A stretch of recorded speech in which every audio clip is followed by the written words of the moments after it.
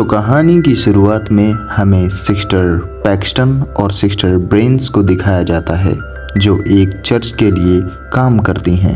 Church के लिए नए नए लोगों को कन्विंस करती हैं। सिस्टर पैक्सटन बहुत ही इमोशनल और सेंसिटिव होती हैं और सिस्टर ब्रेन्स एक समझदार और स्ट्रॉन्ग जो सिस्टर पैक्सटन को कुछ समझाते हुए रास्ते पर निकल पड़ती हैं।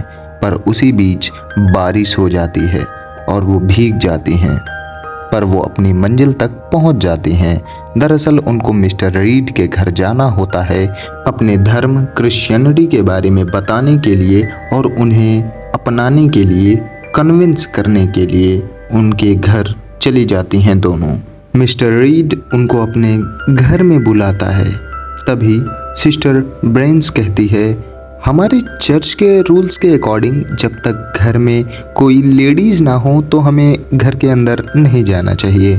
मिस्टर रीड उनसे कहता है कि उनकी वाइफ किचन में ब्लूबेरी पाइज बना रही हैं और उसकी महक भी हल्की हल्की इन दो सिस्टर्स को आती रहती है। रीड उन दोनों सिस्टर्स को अपने घर में बुला लेता है और बैठने के लिए बोलता है। उनका कोट भीगा हुआ था इसलिए वो कोट को ले लेता है और उसी कोट में उन दोनों सिस्टर्स की साइकिल की चाबी भी रखी होती है।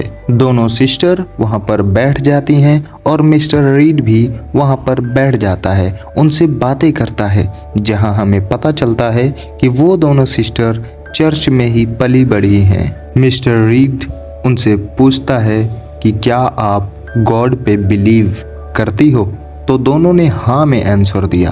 और फिर रीड्स कहता है मेरी वाइफ कुछ ही देर में आ जाएगी और उनको बुक ऑफ मॉर्मन्स दिखाता है और बताता है कि इसके राइटर जोसेफ स्मिथ हैं।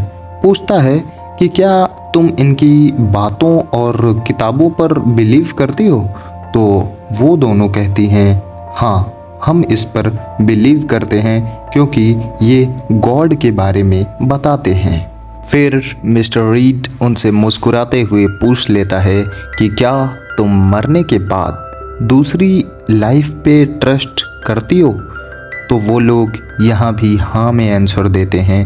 और सिस्टर पैक्सटन कहती हैं कि जब मैं मरूंगी तो मैं बटरफ्लाई बनके अपनों के पास जाऊंगी और उन्हें रियलाइज करवाऊंगी कि मैं हमेशा उनके साथ हूँ। इसी बीच मिस्टर रीड और सिस्टर्स के बीच में बहुत सारी बातें होती हैं। तभी वो उठता है और कहता है तुम लोगों को मेरी वाइफ से मिलना है ना, तो मेरे साथ आओ। मिस्टर रीड उनको एक कमरे में ले जाता है जहाँ पर सिस्टर्स को अजीब फील होता है क्योंकि अंदर बहुत अंधेरा होता है और अंदर जाते ही दोनों सिस्टर्स को पता चलता है कि मिस्टर रीड की कोई वाइफ नहीं है और कोई ब्लूबेरी पाइज नहीं बन रही, बल्कि ये तो ब्लूबेरी की कैंडल होती है जो महक रही होती है। वो लोग डर जाते हैं पर वो अंदर जाती हैं। रीड से कहती हैं कि उनको चर्च जाना है। मिस्टर रीड कहता है तुम लोगों को अगर जाना ही है तो तुम लोग जा सकते हो, पर मेन डोर पर टाइमर लगा हुआ है और वो अभी नहीं खुलेगा, वो सुबह ही खुलेगा, तो तुम लोग दूसरे रास्ते से जा सकते हो। मिस्टर रीड उनको दो रास्ते दिखाता है बट वो दोनों रास्ते बेसमेंट में जा रहे होते हैं जो बिल्कुल भी सेफ नहीं होता है।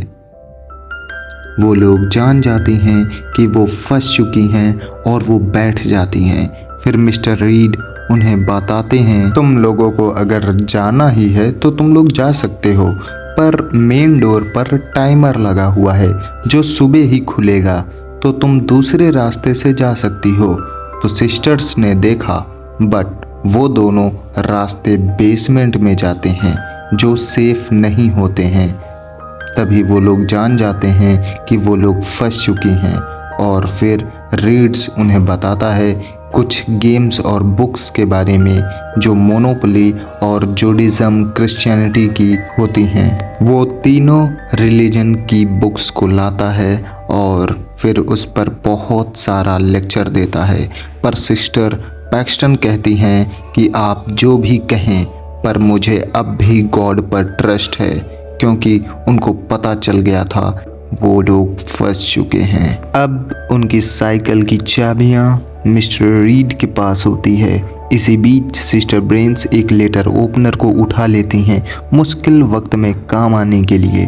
फिर उसके बाद मिस्टर रीड वहाँ उन दोनों डोर्स, जिसमें एक में बिलीफ और दूसरे में डिसबिलीफ लिखा था, वो और कहता है कि अगर तुम गॉड पे ट्रस्ट करती हो तो बिलीफ वाले गेट में जाओ।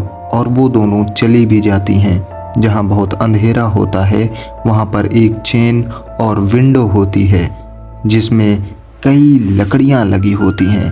वो लकड़ियों को नहीं निकाल पाती हैं क्योंकि विंडो पूरी तरह से लकड़ियों से सील होती है। इसी बीच सिस्टर ब्रेन्स लेटर ओपनर सिस्टर पैक्सटन को देते हुए मिस्टर रीड्स पर अटैक करने का डिसीजन लेती हैं और वहाँ पर एक चद्दर से लिपटी हुई औरत आती है और अपने हाथों में पॉइजन लेकर नीचे बैठ जाती है और कुछ बड़बड़ाने लगती है, जिसे देख के वो दोनों के दोनों हिल जाती हैं और डर के मारे कांपने लगती हैं। वहाँ पर रीड्स आता है और इनको बताता है कि ये औरत सिर्फ एक प्रॉफिट है जो ये पॉइजन को खाने वाली है और खाकर मर जाएगी, फिर दोबारा जिंदा होकर ये बताएगी कि मरने के बाद इनके साथ क्या हुआ।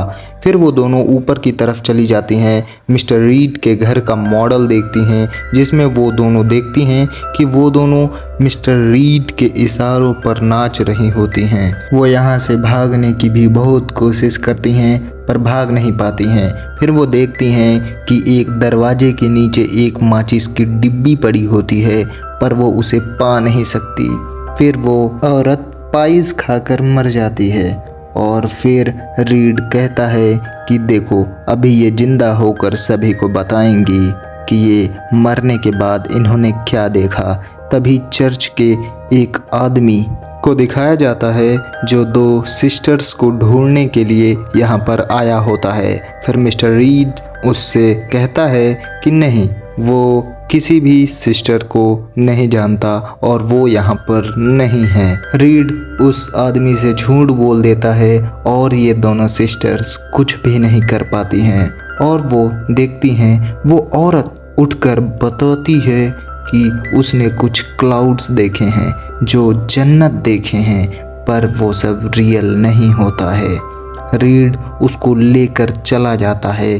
फिर इस टॉपिक पर ये दोनों सिस्टर्स कुछ देर डिस्कशन करती हैं कि शायद ये नियर डेथ एक्सपीरियंस होगा। जब ये दोनों सिस्टर्स आपस में बातें ही कर रही होती हैं तभी रीड इनके पास आता है और सिस्टर ब्राइन्स का गला काट देता है और कहता है ये लड़की रियल नहीं है, ये स्टिमुलेशन है। रीड्स ब्राइन्स को मारने के बाद उसके हाथ में कट लगाता है और फिर उसके हाथों से एक चिप निकालता है और कहता है देखो ये लड़की असली नहीं है। तभी पैक्सटन कहती है ये बर्थ कंट्रोल के लिए है। वो उसे पागल बना रहा होता है। वो उसकी खेल समझ गई होती है। वो जिंदा औरत कभी जिंदा हुई ही नहीं थी और जो मर गई थी औरत वो हमेशा के लिए मर गई थी। वो उसकी लाश ढूंढने की कोशिश करती है। तभी वो पाती है कि एक दरवाज़ा होता है जिस दरवाजे के अंदर एक और बेसमेंट होता है। वो उस दरवाजे को खोलती है और उस दरवाजे के नीचे जाती है। वहाँ पे वो बहुत सारे रूम्स देखती है। वहाँ पर उसे बहुत सारी औरतें दिखाई जाती हैं जिसे मिस्टर रीड ने बांध कर रखा होता है। वो सारी ऐसी औरतें होती हैं जो रिलीजियस होती हैं, जो भगवान पर, क्रिश्चियनिटी पर या किसी ना किसी ऊपर वाले पर भरोसा रखती हैं।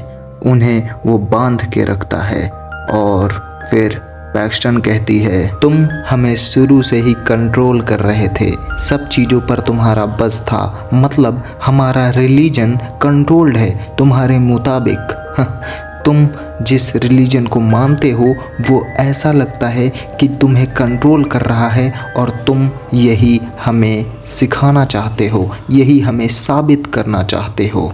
तुमने हमारे माइंड को कंट्रोल कर रखा है, तुम शुरू से ही हमें मैनिपुलेट करते आ रहे थे, ये सब हमारी सोच नहीं।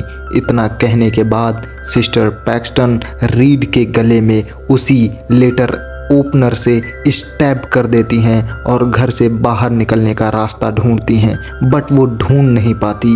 जख्मी रीड उनके सामने आता है और उन पर अटैक कर देता है। तभी सिस्टर ब्रेन्स अचानक से उठती है और एक लकड़ी के टुकड़े से मिस्टर रीड को वहीं पर मार देती है। ब्रेन्स की हालत बहुत ही खराब होती है, वो तुरंत ही गिर जाती है और वो भी वहीं पर मर जाती है। तभी हमें सिस्टर पैक्सटन को दिखाया जाता है जो एक विंडो से बाहर निकलती हैं घर से, और फिर उनके हाथ में एक बटरफ्लाई आती है। जैसा कि सिस्टर ब्रेन्स ने कहा था कि वो मरने के बाद अपनों से तितली बनकर मिलने आएंगी और रियलाइज़ करवाएंगी कि वो हमेशा उनके साथ है, और ये कहानी यहीं पर समाप्त होती है।